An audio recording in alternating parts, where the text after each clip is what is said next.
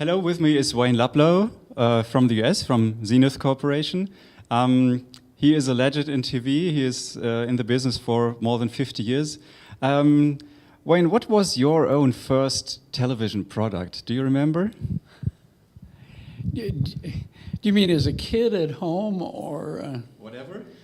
Oh, well, we just started watching TV when I was a kid at home, and you know, you had to go to the neighbors because they had the first TV set and that kind of thing. The first TV set I think I ever bought was when I worked for RCA and bought from the employee's store, no less, a 19-inch black and white TV set, which we still have actually at Zenith, and we use it for promotion sometimes about how far the technology has progressed.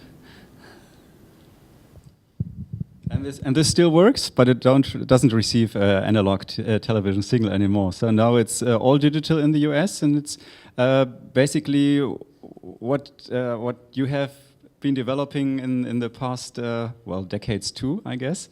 So is it for you personally a certain experience or achievement? What are the emotions involved compared to your childhood? What happened in between?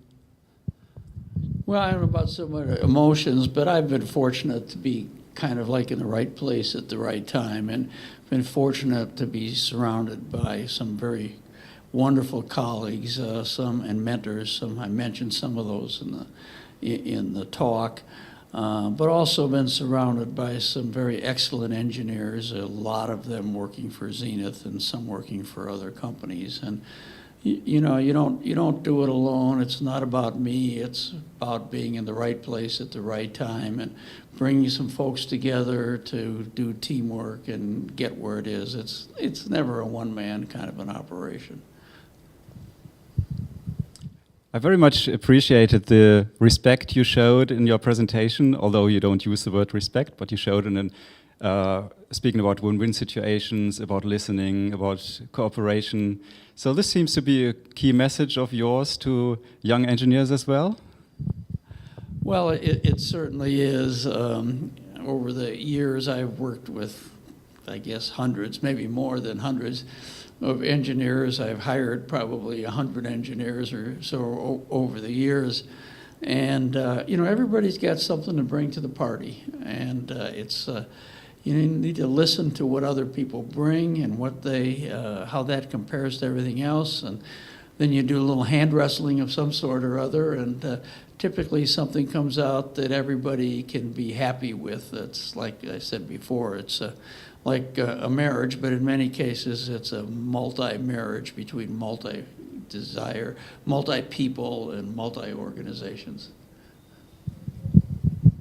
So apparently you have been driving a lot of developments in order to have at home what you would like to have at home. Do you still miss something which you would like to encourage people developing technology right now? What they should come up with for your future home?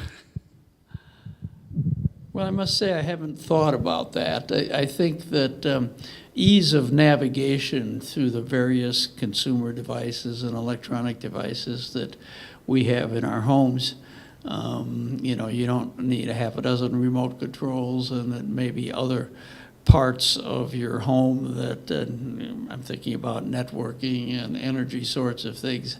Having that in a consumer-friendly way where not just the 12-year-olds can understand it, but even myself, being in the industry, I scratch my head a lot of times about what's connected to whom and what button do I push to get what I want. So it's about integrating different services, different distribution media and things like that to a unique user experience and unique user control, something like that?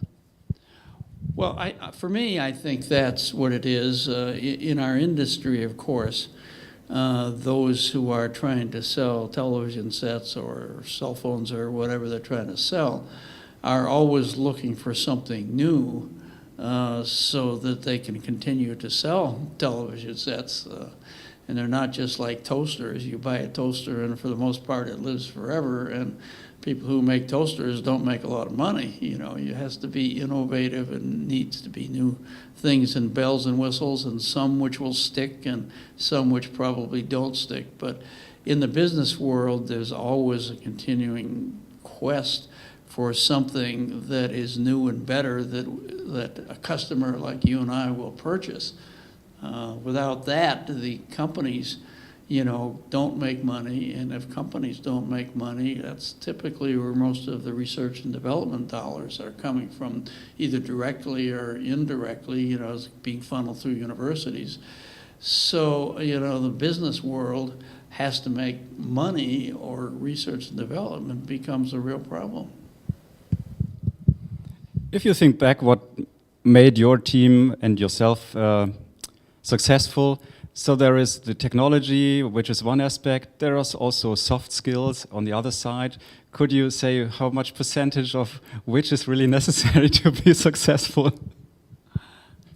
I don't know. I know one of the things when you're dealing with standards of one sort, you in our case, having to work with terrestrial broadcasters for standardization, but worse than that, working with the regulators, you know, and when the regulators get involved, then everybody else who might not have anything to do with your industry gets involved. And so today, I don't do bench work. We do what we call technopolitics, okay? So it's a matter of not just having something that works well, but something that makes sense and you could sell it, okay? And I don't mean just the end customer either, but there's a lot of other people who have to buy into it in order to make it successful in the marketplace. Thank you very much, Wayne. It was a pleasure to have you here at ICC Berlin. Hope you enjoy the rest of the conference and maybe have some time to go over the IFA fair, which is exciting too. And thank you very, very much again. You're quite welcome. It's been my pleasure.